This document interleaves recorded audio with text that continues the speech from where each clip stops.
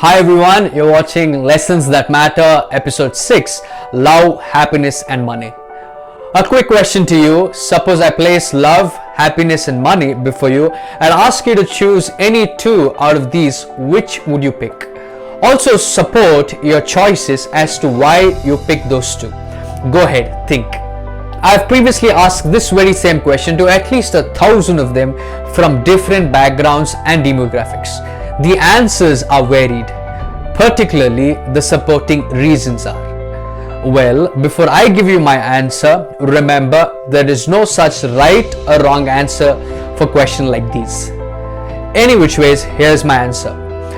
I would just pick one because I strongly believe this one choice leads to the other two. You have this is more likely you have all the three. I would pick love, and here's why. Have you ever experienced that tender, unbiased love from people around you? Maybe from your family and friends, mom, dad, who never fail to love you in spite of your shortcomings. From that sister or brother that you're super close to, from that best friend of yours. Maybe some of you have been able to experience it from people you don't know that well, people who are not family, who are not really that close to you, but continue to admire you and love you for what you are. Or maybe because of the kind gesture that you made and has an impact in their life. Truly, being loved is a blessing. It produces positivity and more importantly, keeps you cheerful and happy.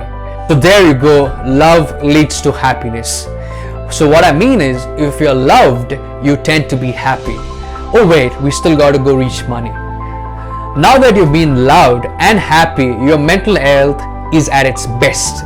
With a mindset that is clear, stress-free, motivated and positive, whatever you pick as your career or job would also be something that best suits you because you clearly know what you need. And when you make the right choices in choosing your career, trust me, your choice would be so good that money will just flow. You won't mind pulling that extra hour to get that extra cash, or maybe you don't even need it because you've already reached that state of mind of being content and happy. The problem is most of us start backwards. We start with money. I'm not saying it will not lead to the other two. It may or may not, but this route has a higher success rate. If you're still not satisfied, let me slightly alter my previous question. Suppose I ask you to give something out of these three, love, happiness, money, what would you choose? Think. To give money, you need to have money in the first place. On the other hand, to give happiness or love, you don't really need to be happy or to be loved.